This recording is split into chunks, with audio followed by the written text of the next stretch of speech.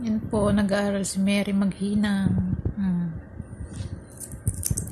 Pag daw siya marunong na maghinang, magbayad ako. may bayad na daw. Mahal ho ang panghinang, magkano? 50? 10 lang.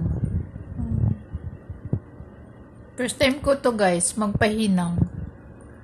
First time ko maglagay ng hina.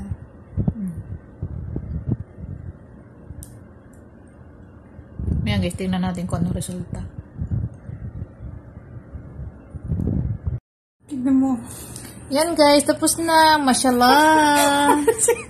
Practice. Practice lang to guys ha. Hindi Practice pa lang. ano nito, hindi pa siya talaga total yan. Practice lang yan. Practice lang kasi yan. maputi Diba? oh. Ang gandang... Oh, diba? Okay na. Oh. Pagsursuro.